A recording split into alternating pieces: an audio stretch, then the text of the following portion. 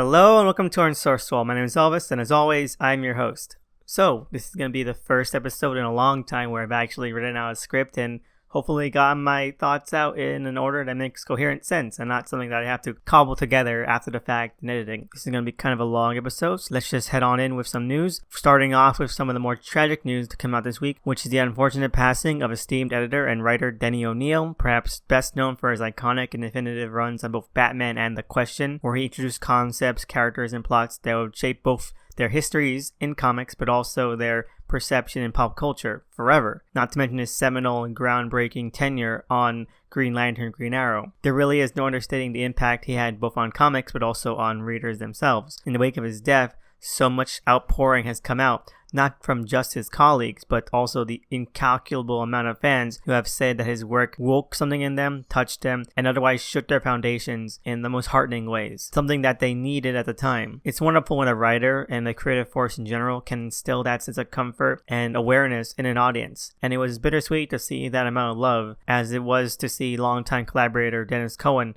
pledge his condolences and pay tribute as well. His mark in comics will stand the test of time and will be able to touch readers for ages to come. Rest in peace, Denny. Here's a moment of silence for you.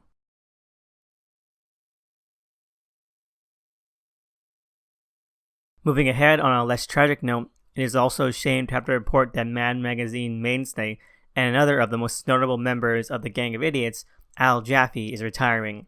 At the age of 99, I would have to say that it is a retirement well earned and deserved. I mean, I might have thought he was already long gone at this point, but the fact that he spent most of a lengthy lifetime producing amazing fold-ins, each more increasingly fantastic and elaborately clever than the last, was a testament to his creative spirit. And as a fan of Mad since I was a kid, it is a somber moment. But I hope he enjoys the peace that retirement can give, and that he knows how grateful so many readers were and are at his contributions and how much we will miss him and his spirit. Mad Magazine will never be the same. And before we continue on to something really heavy, there's something I want to note about how Marvel Comics has apparently decided the best way to set themselves apart from DC and their recent initiatives to release digital copies of their ongoings a day early on Tuesday and to step away from distributing through Diamond is to create special variant covers to promote the idea that they're holding the line at releasing on Wednesday, which is nothing. It's not even a concept. It's a nothing idea to promote. And as if to underline the emptiness of that gesture, the covers themselves are blank with only impact font text on them saying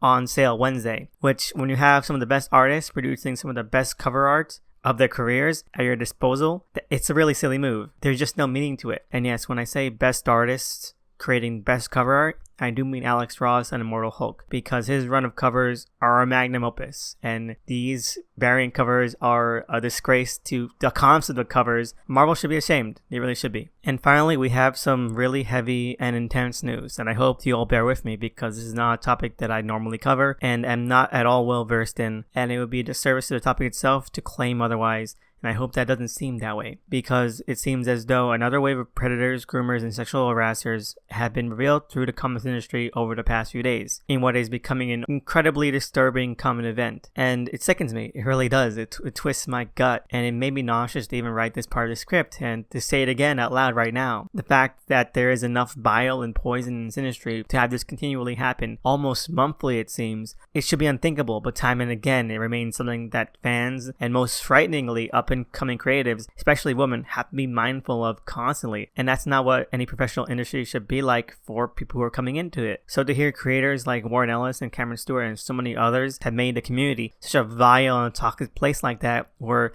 being mindful is necessary, is disgusting. It really is. And I wish I could say I was shocked, but I think the last time I was really shocked about this kind of thing was when I first heard the stories about Julie Schwartz. That was like being a kid and learning all about the unsavory stuff Walt Disney was a part of and was into. Now I'm always just horrified and angered, and I hope that those they've harmed and traumatized are well, because this kind of harm, this kind of trauma, the scarring emotionally and mentally can be so far reaching, and it's not something that you can take lightly at all. And all we can really do is spread the word and offer support and offer enlightenment and be able to foster an environment and a community that allows these people to not really hide or be able to perpetuate these sick and just disgusting tendencies of theirs to harm others around them, especially people who they have power over.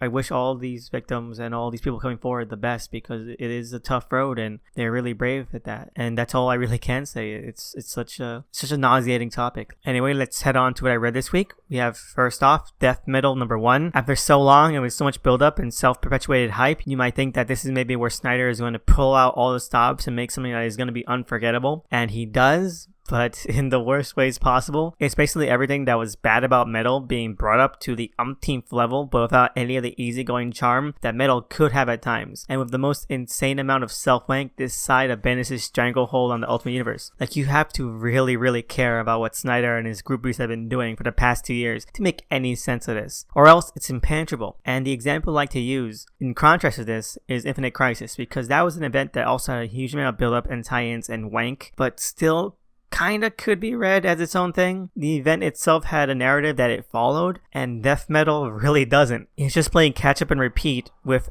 everything Metal, Batman, Superman, Justice League, and all the other series that have come in its wake have done. And it's a slog. It's dull. It's grating, and it's a chore. And while it might sound ridiculous, Snyder has gotten even worse at being the silly, corny, and goofy writer he desperately wants people to think he is. While Metal occasionally hit a good groove with its intentionally over-the-top tone, Snyder can't help but trip over himself with similar gags here. From having Sergeant Rock talk about eating turd sandwiches for an entire page, the first page in fact, to over-explaining the concept and gag of a T-Rex Batman in the most overtly meta way possible, it's lacking any sincerity or confidence. Like, if you're gonna be silly and goofy and corny, then be silly, goofy, and corny. You can't have a joke there and then spend the entire page self-consciously explaining why it's such a ridiculous joke. But instead, Snyder sucks all air out of the room, and it's incredible because he's the one putting the air in it. It's lackluster in a way that only the most overproduced and overthought stories can be. And for that, 2 thumbs down. I'm not quite sure I'm even going to follow this event. It doesn't really have anything interesting going on. Things it does set up are bland and uninspired, and honestly, there are better things to read. Next up, we have Strange Adventures #2. There's nothing really to say about this that I didn't say about the first issue, which is basically that Tom King seems to be playing it safe, except like too safe. It's a cardboard experience with no real texture or energy to it. It apes and mimes moments of passion, excitement, romance, and intrigue, but King's incompetent tone and story structure undermine them at every turn. It's not as bad as when King actively writes something insanely dumb, but it lacks any sense of urgency or enticement. The flashbacks on Ron's storyline clashes and conflicts rather than contrasts with the present-day mystery story in a way that robs both of impact. And most of the issue was wasted on Tom King trying really hard to sell maybe the only thing he knows of Mr. Terrific, which is right up his MO,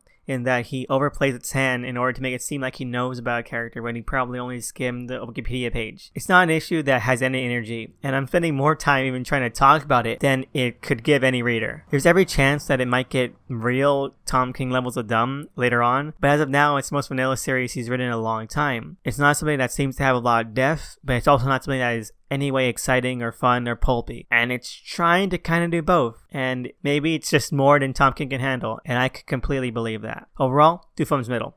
Moving ahead, we have Metal Men #7, the best metal tangent comic that DC has released this week, because after the somewhat middling unoriginality at #6, this was a fun return to form. The form where the Dio's take is able to balance the more unsavory elements she's trying to use the Metal Men concept to explore, and the more traditional Metal Men hijinks and lunacy that fans should expect. And it's about as good as it ever is.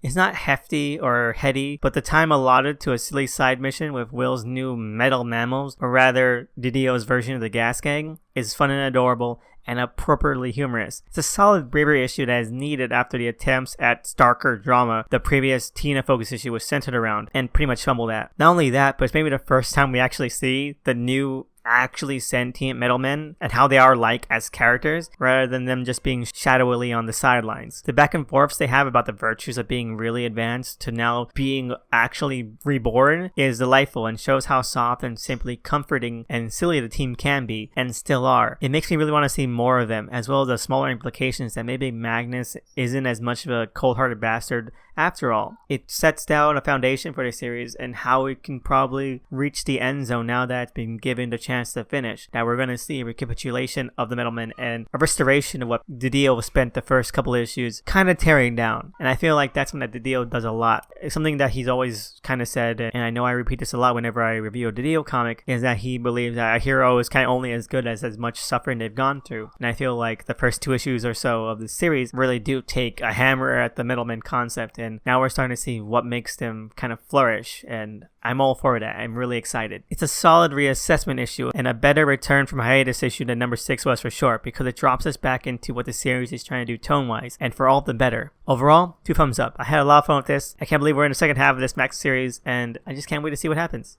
After that, we have Hawkman number 24. It's an entire issue of Carter and Shiera beating the crap out of people. I mean, that's literally it. They talk about the relationship for a couple of panels, but it's not the central point at all. It's nice, it helps sell the idea about what this second season of issues was even about, but it's a brawl for 18 pages. So overall, 2 thumbs up just for that. The next issue should be the cap off for this season, and the final page of this makes that case. So I can't wait. Hopefully it won't be lackluster. This season has been really rocky and really shaky, but honestly, this was a nice, if very airy, very fluffy beginning of the end, as long as it's able to hit a great emotional tone. So fingers crossed for that. And lastly, we have The Question, The Deaths of Vic Sage, number 3. This is maybe the most befuddling issue of this miniseries yet, but that doesn't mean that it's any less effective, because boy howdy is it effective. What makes this a starkly different issue than the previous ones is that while the second issue is very much focused on its own time period and telling its own small vignette about a Wild West question, this one goes about itself in a way that's kind of a half measure. I don't know if it's because Lemire realized he needed to start wrapping up, or that he hadn't really started seeding